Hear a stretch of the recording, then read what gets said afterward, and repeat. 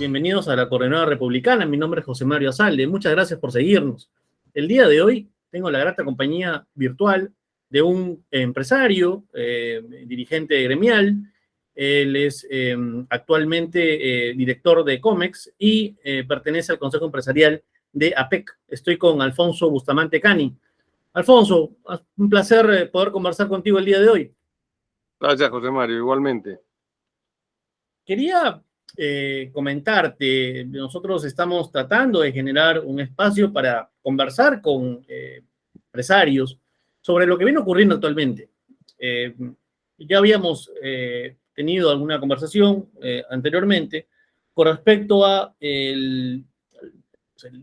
la responsabilidad de los empresarios frente a la vida política, ¿no? Te había comentado que en los 70 había una fuerte presencia del sector empresarial en el mundo político.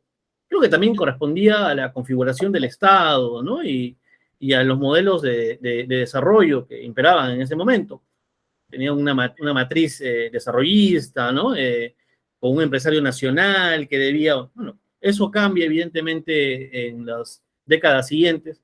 En los 80 se da el problema de la estatización de la banca y un grupo de empresarios comienza a participar activamente en política, algunos incluso postulan al Parlamento por el FREDEMO, cosa que creo le hace muy bien a la democracia peruana. Y como te comentaba, y creo que tú estabas también no tan de acuerdo, a partir de los 90 pareciera, con el cambio de constitución, que los empresarios se fueron a hacer plata y nos dejaron abandonados. No digo que los empresarios no tengan una función importante, tienen que generar riqueza y trabajo, y esa es esencialmente su labor. Pero en un país con tantas brechas sociales, el empresario también debería, en mi opinión, tener un rol social. Eso fue lo que habíamos conversado, me parece, y lamentablemente no podíamos continuar la conversación. Pero quisiera saber en ese sentido tu opinión. De acuerdo, habíamos conversado, José Mario, del rol político de los empresarios, pero me gustaría tocar eso y también del rol social. Y haciendo hilo con tu introducción, es necesario señalar lo que vivimos en los años 70 y 80, donde la economía nacional se destruyó, se absolutamente implosionó por este experimento comunista donde el Estado asumía todos los roles, el de administrador y administrado, el de controlador y controlado, ¿no? Entonces, el Estado, la participación empresarial del Estado ha sido uno de los experimentos más costosos para el Perú. Se estatizaron en el gobierno militar, se estatizaron toda la producción nacional, todo lo que tenía éxito, después la prensa, el sector agrario se pulverizó, se hizo una reforma agraria sin medir y sin pensar en sus consecuencias y más bien con un afán revanchista. Toca entonces a los empresarios, y eso continuó así en los 80, lamentablemente, el regreso a la democracia en 1980 con el arquitecto Belaúnde no hizo cambios profundos. También hay que remontarnos a que se nos deja una constitución, la del 79, una constitución que legitimizaba la participación empresarial del Estado, las expropiaciones y todo lo que habían hecho ese gobierno de izquierda, militar de izquierda, y con consecuencias negativas. Es así que entramos a los 80s, donde Belaúnde no hizo mayores reformas, y al contrario, con el desastre iniciado por el gobierno militar, las consecuencias no son al día siguiente, nos comemos a la vaca lechera, y después de que nos las hemos comido ya no queda vaca. Entonces, en ese sentido, y por supuesto se acabó la leche y la carne. Entonces, en esa metáfora que estoy haciendo, eso es lo que pasó en los 70s. Era la época del despilfarro, y después y claramente una corrupción, y en los 80s ya no había que despilfarrar, se había destruido ese aparato productivo. Lejos de reconstruirlo, ¿no? Tanto el arquitecto Ablaondo con el doctor García, ¿no es cierto?, continuaron el modelo implantado por los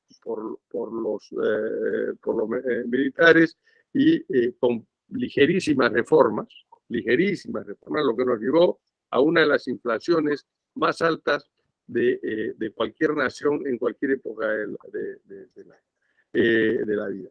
Y eso, pues, es un azote, sobre todo a los que menos tienen. Entonces, así recibimos los 90, ¿no? Y claramente los empresarios que quedaban eran unos empresarios que conversábamos hace un rato, ejemplares, por su participación política. Y participación política no necesitamos ir a elecciones para eso. La participación política es hablar de política, influir en política.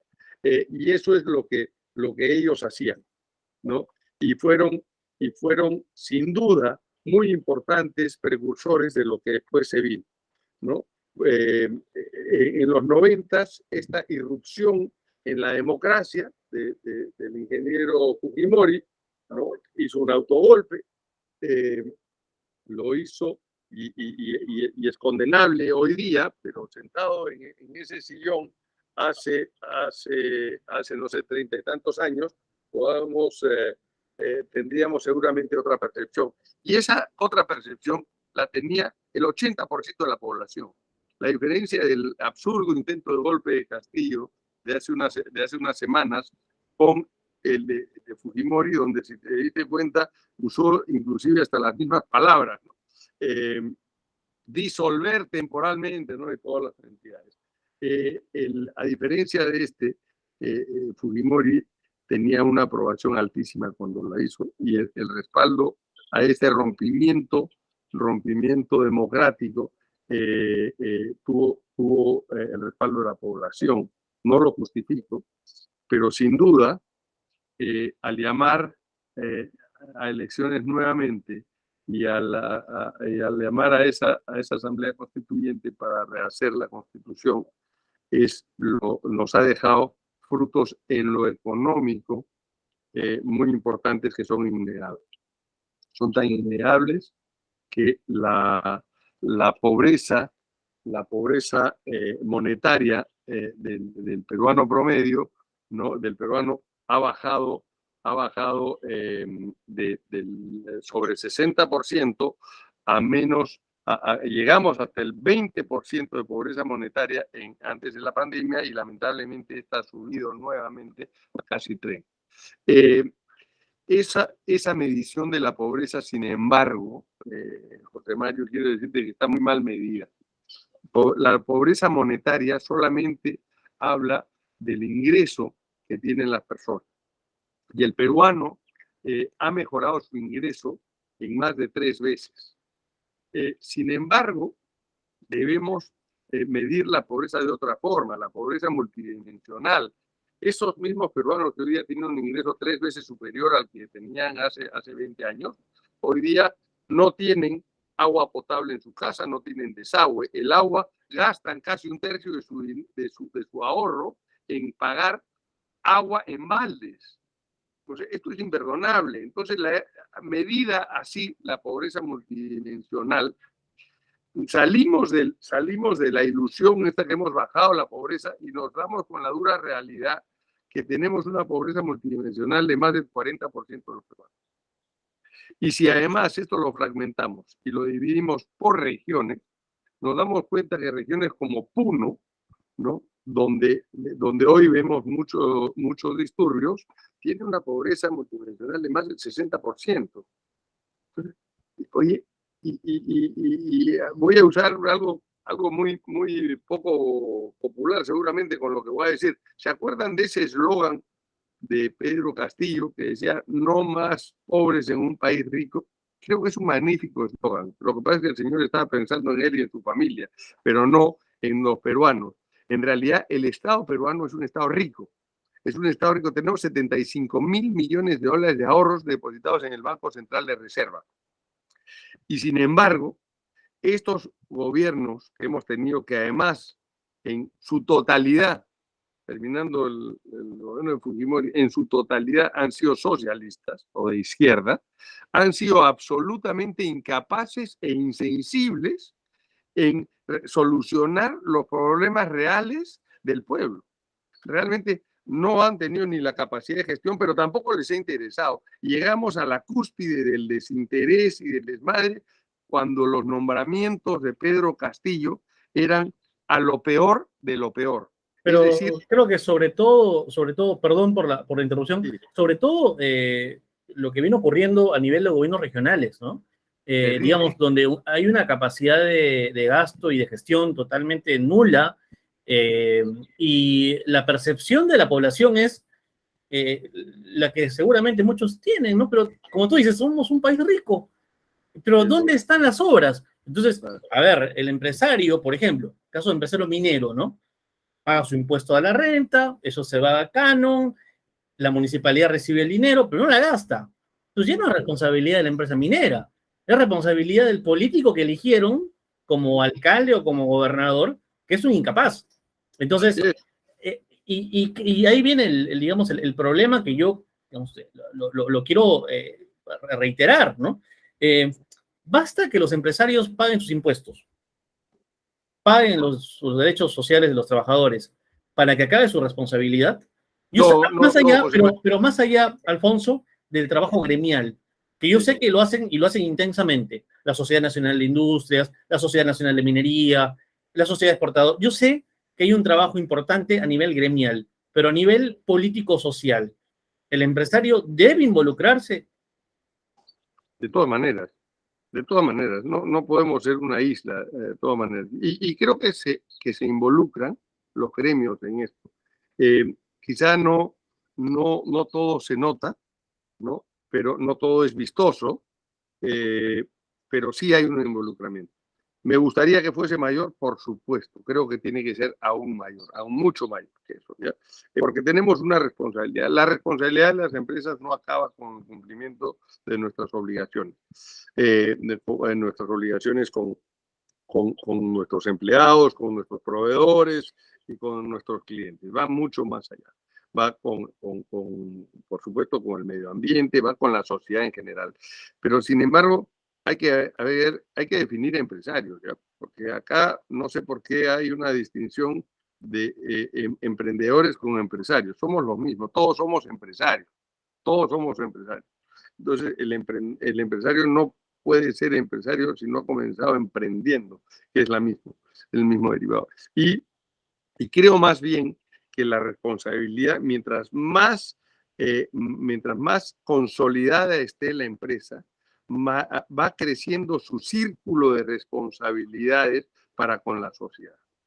Ahora, esas empresas, hacer empresa en el Perú es muy difícil. Nuestra administración de un tiempo a esta parte, con administración me refiero a la contrapartida del Estado, el Estado administrador, ¿no? Y ahora tenemos el Estado es administrador, regulador, promotor de las inversiones, y nosotros, el sector privado, somos los administrados, que somos los encargados de generar valor en el marco que nos ha planteado el Estado. Y si no lo cumplimos, el Estado es el responsable de sancionar y fiscalizar y si cabe, sancionar. Para eso se requiere, es el concurso de ambas capacidades es lo que genera valor en el país, valor para todos, ¿no? Un Perú más justo, un Perú más grande, un Perú con oportunidades. Quiero seguir diciendo que para poder tener un rol social tenemos que haber generado recursos. Y por ende, la primera responsabilidad de los empresarios es con la salud de su empresa.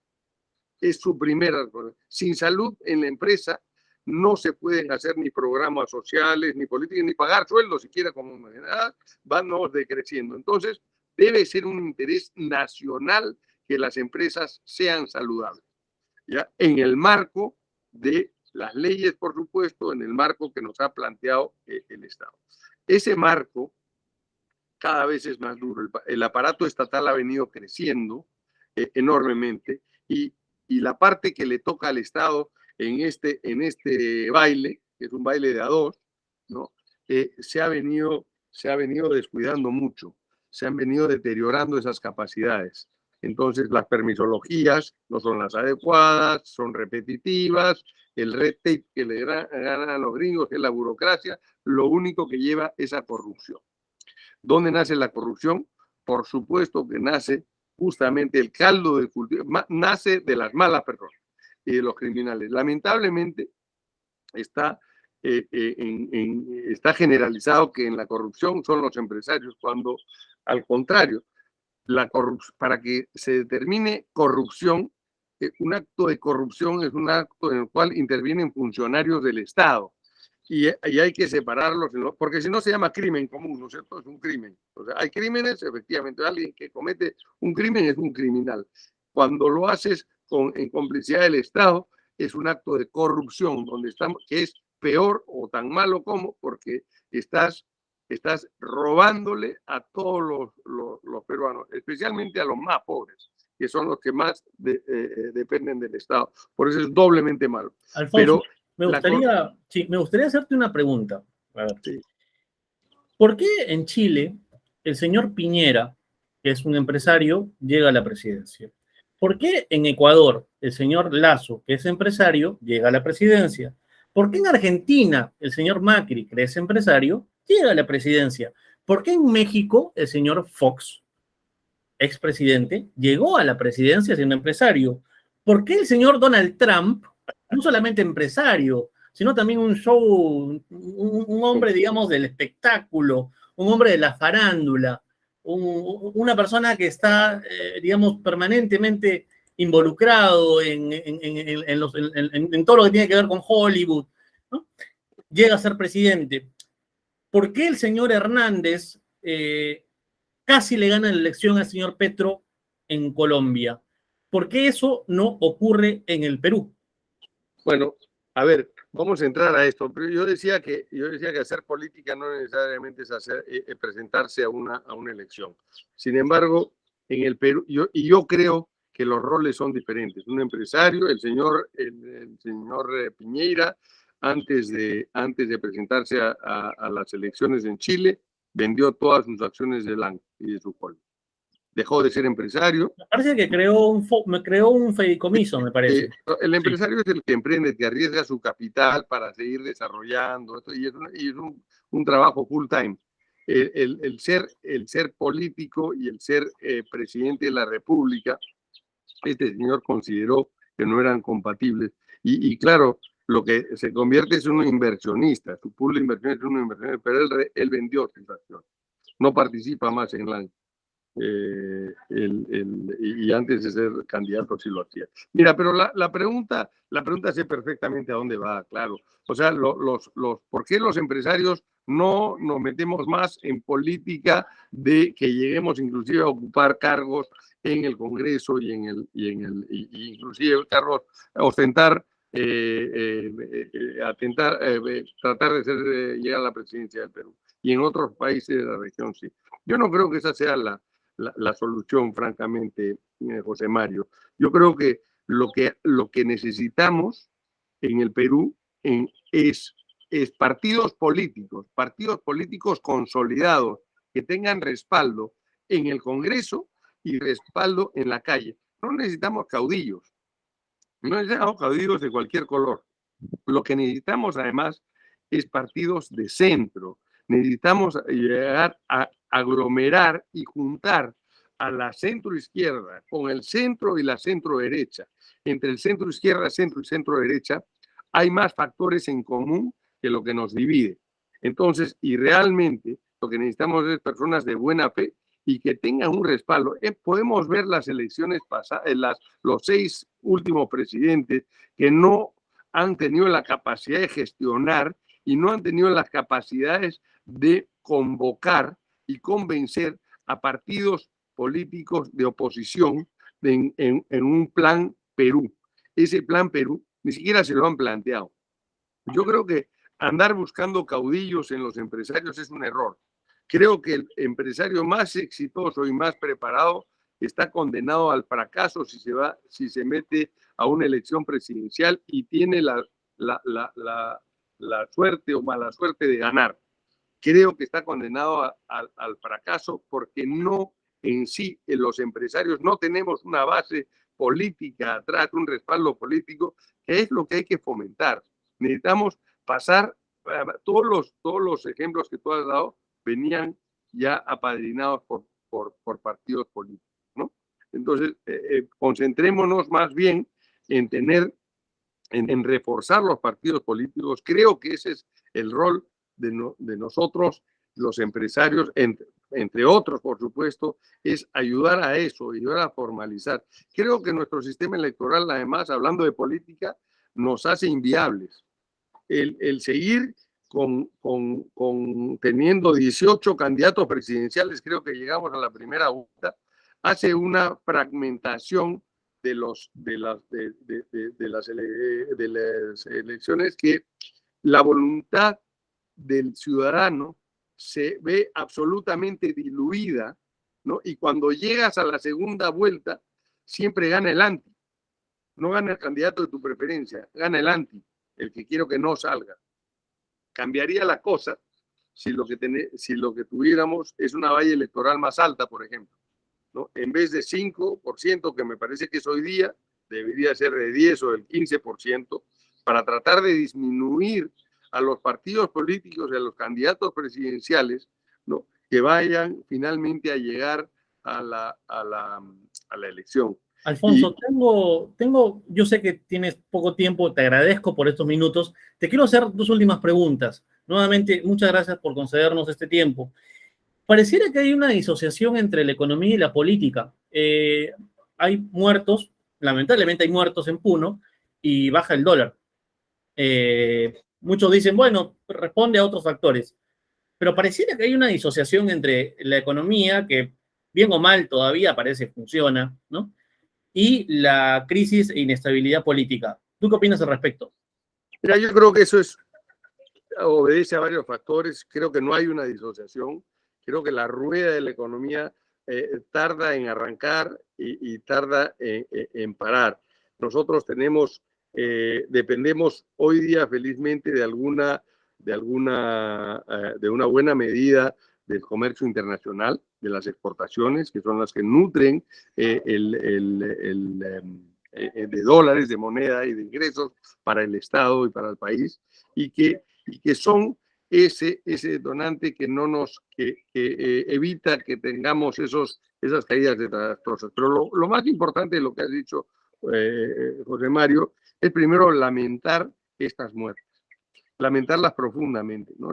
El país no puede estar en la situación en la que está. Creo que hay que hacer un llamado a la paz y a la unidad.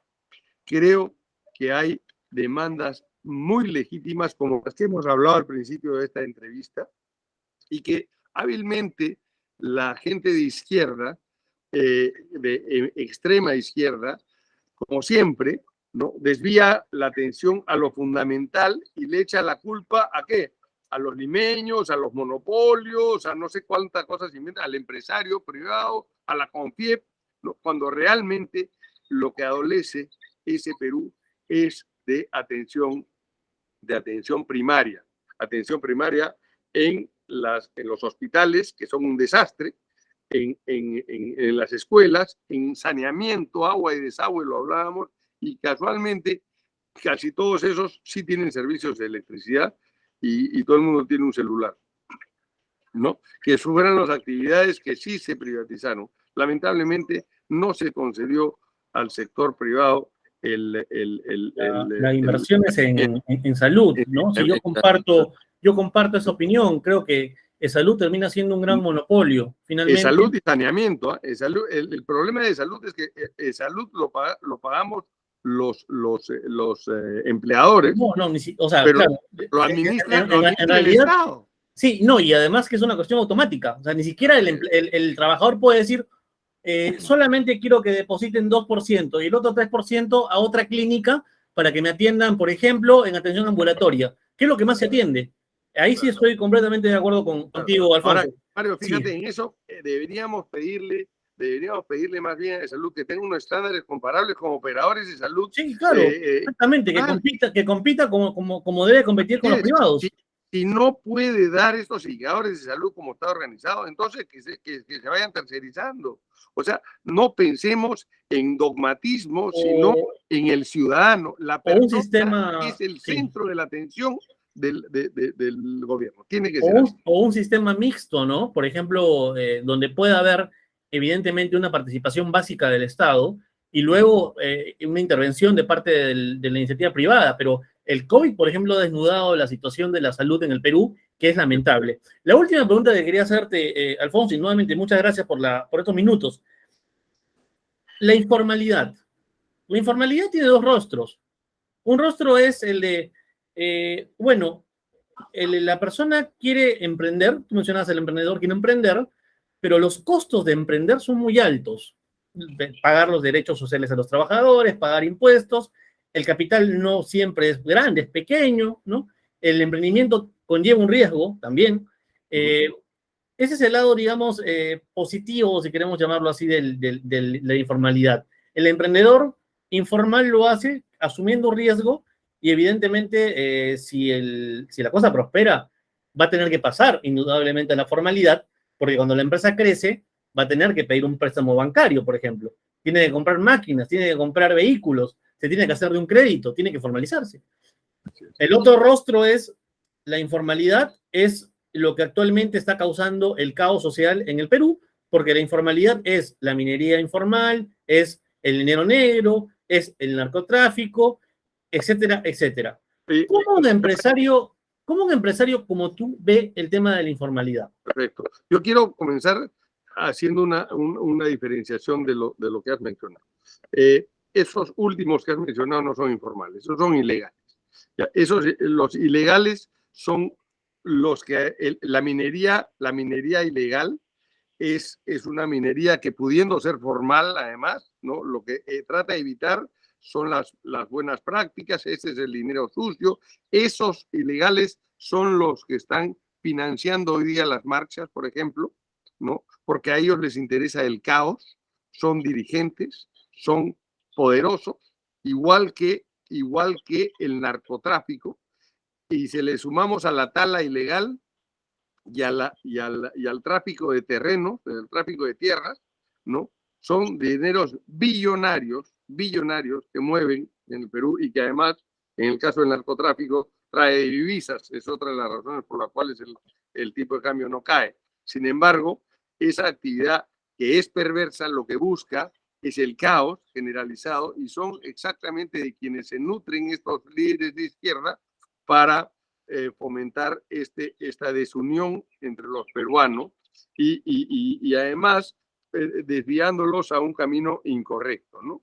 Incorrecto. No hay que son muy pocos los responsables de estos desmanes y estos desmadres. Hay que ser muy firmes con ellos, ¿no? Y sin embargo, también tenemos que escuchar los legítimos pedidos de la población vulnerable. Ahora, ese 70% de empresarios informales. Exactamente, y a esos temas también ahora hay que desnudarlos. La burocracia en el Perú ha crecido de una manera estrepitosa. Yo tengo muchísimas anécdotas de gente que viene a decirnos que quieren gozar de los beneficios de la formalidad, pero la barrera de la formalidad es muy alta.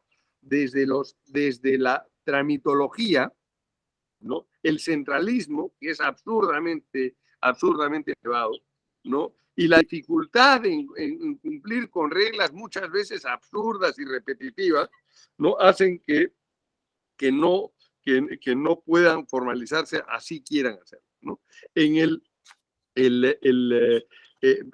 Ya tenemos un sistema, por ejemplo, que me parece que es el RUS, es el régimen único simplificado, que libera parcialmente esto. Pero también habría que preguntarse, oye, ¿qué me da el Estado a cambio? Claro, se tienen que crear Nada, incentivos para nada. que las Oye, personas pasen a la así formalidad. es. Exactamente, exactamente. Pero no te da los servicios primarios, no te da la seguridad. Los señores que están en Gamarra, a ver, tienen que pagar cupos al municipal, tienen que pagar cupos a los malhechores que los cuiden, o si no les intervienen les roban y les rompen sus tiendas. Oye, hay una economía paralela que tenemos que resolver, y no a la bestia, no a la bruta, dando las facilidades y los No incentivos. criminalizando, porque tendríamos que criminalizar al 70% del país. Exactamente, y no es así. Es Es incluirlos. el colectivo mayor del Perú. Así es. Fíjate, la informalidad es el mayor colectivo del Perú. Y hay que pasarlos al mundo de la formalidad generando incentivos de mercado. No creo tampoco incentivos a través de subsidios estatales, no. El mismo mercado puede proveer, digamos, formas para que ellos puedan tener los incentivos y poder pasar a la formalidad, por ejemplo. Es verdad, José Mario, aunque yo te voy a decir que no soy tan enemigo de los subsidios. Te voy a decir, yo creo que hay subsidios que son justificados. Y mira, y simplemente porque... Me saliste socialdemócrata, no, estimado Alfonso. No, pero tú espero convencerte. Te voy a decir, mira, tú y yo tenemos en nuestra casa, seguramente abres el caño y tienes agua potable. Tienes luz, y recogen la basura, ¿no? Entonces, los que vivimos en ese sitio recibimos tenemos seguridad en el barrio, ¿no? ¿Qué pasa con los que no reciben nada de eso? ¿Qué pasa con el Estado? Podemos hacer dos cosas. Podemos esperar a que lentamente el Estado llegue hacia ellos y nos pasaremos, no sé, 10, 20, 50 u otros 100 años para resolver el problema. Creo que no aguanta. Creo que hay un grupo de peruanos que sí necesita asistencia del Estado y subsidios del Estado. Los subsidios, para ser buenos, tienen que estar primero dirigidos a las poblaciones más vulnerables. Después, ser de carácter temporal. Y tercero, tienen que tener una fuente de financiamiento. Mira, te voy a poner un ejemplo solamente. Las ciudades en el Perú y los pueblos en el Perú crecen a merced de los traficantes de tierra. ¿Por qué? Porque hay un déficit de oferta eficiente de tierra, ¿no? La mala planificación urbana, además, ¿no? Eso genera mala planificación urbana. ¿Cuánto le crees que le cuesta al Perú llevar a los servicios públicos a esos sitios donde no son aptos? El Estado, ese subsidio temporal es mucho más barato que esta cuestión. Quiero resaltar buenos programas del Estado que tienen que ver con subsidios. Los sistemas de vivienda social de techo propio y Mi Vivienda son fantásticos. Son fantásticos, tienen un éxito, deberían multiplicarse por 100. Hablaba con unos desarrolladores hace poco, porque pretendo hacer un proyecto vinculado a la empresa mía en el agro para acercar más a la población a su centro de trabajo y darles condiciones dignas de vida. Y me decían, oye, la demanda es infinita. Eso nos dice que tenemos una demanda insatisfecha por vivienda digna enorme. No puede ser. Sí, y vivienda, ¿no? Y digamos, también hay un proceso, al menos en provincia, yo provengo de Arequipa, hay un proceso de encarecimiento de la vivienda altísimo, o sea, está a precios de Miami, de ciudades, digamos, del primer mundo. Sí, pues, y digamos, se hace inaccesible para mucha gente que no recibe estos servicios. Queremos defender al país, queremos defender a la economía, queremos hacer crecer todo esto. Necesitamos crecer todos juntos, ¿no? Y todos juntos, ¿no? Yo digo que tengamos igualdad de oportunidades con educación, salud, ¿no? Vivienda digna, servicios públicos dignos, y para eso, y para que las personas crezcan, tiene que haber inversión privada, tiene que haber empleo y empleo digno con oportunidades. Esa es lo que yo postulo, Carlos. Quiero terminar con una pequeña reflexión. Yo considero, no sé si ustedes comparten la misma opinión, que estamos viviendo una conspiración contra el Perú. Y es una conspiración que ya está en un estado, digamos, avanzado, ¿no? Organizaciones criminales, ¿no? que están con fachadas, digamos, de partidos políticos, que están dirigidos desde Cuba, Venezuela, etcétera, etcétera, están creando una condición de inestabilidad en el país. Lo que ellos quieren es muertos. Ellos quieren muertos. Ellos quieren muertos porque luego van a decir, Dina Boluarte y los militares son genocidas y los van a meter presos, como ocurre en Bolivia, como ocurre en estos países donde la mayoría de los presos políticos son militares o líderes políticos, y también algunos empresarios. Yo creo que este es el momento en que los empresarios tienen que salir a decir, el país tiene problemas indudablemente, pero tenemos que continuar trabajando. Los problemas no se resuelven a través de una revolución o a través de una nueva constitución, se resuelven superando brechas. Por eso es que es importante que tanto tú, Alfonso, como otros empresarios a los que he podido entrevistar, don Ricardo Vegallona, el ingeniero Roque Benavides, es importante de que los empresarios salgan a decir, creemos en el Perú y hay que seguir trabajando. Si no tenemos... Y de acuerdo además con lo que acabas de decir, señalar, tenemos una injerencia enorme de los que buscan el caos y que se nutren de influencia del exterior, no solamente Cuba y Venezuela, sino se les ha unido México, claramente, ¿no? Y Colombia lo vemos sacar sus garras, ¿no? Entonces, eso hay que combatirlo desde la verdad, hay que combatirlo con unificación al país. Esos muertos que dices que son muy lamentables, efectivamente, muy lamentables, es desgarrador, hay que atribuírselos a quien corresponde, a estos violentistas que están asusando a la gente, financiando a la gente para que vuelva. Es muy fácil. Ellos, como dices tú, buscan los muertos porque lo que ellos buscan es la desestabilización del gobierno, de todos los gobiernos que no sean gobiernos del narcotráfico o de la tala ilegal o de los negocios ilegales, que no es lo mismo que la informalidad. Esos lo que buscan es enriquecerse rápidamente, generar el caos y tomar control del gobierno como ha sucedido en los países que mencionamos.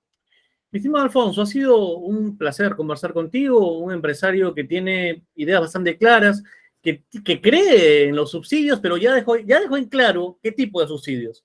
Subsidios que tienen que ser provisionales y que tienen que estar dirigidos a gente que realmente los necesite, ¿no? Eso quiere decir que tenga una fuente de financiamiento cierta y controlada. Y que busque además insertarlos al mercado laboral, ¿no? Porque la idea es que la gente trabaje, ¿no? O sea, el trabajo dignifica. Alfonso, muchas gracias por brindarnos esta entrevista y espero que no sea la última. Me imagino que más adelante hablaremos un poco de comercio exterior, que también es algo que tú estás muy involucrado y que es un tema que hay que también conversarlo. Así es. Encantado, Carlos Mario. Te mando un fuerte abrazo. Gracias. Igualmente, que está bien. Y ojalá que nuestra querida Arequipa salga de este desastre en lo que está. Vamos a salir. El sur va a salir seguramente de esta situación. Muy importante que salga el sur. Muy importante para todo el Perú. Gracias, Alfonso.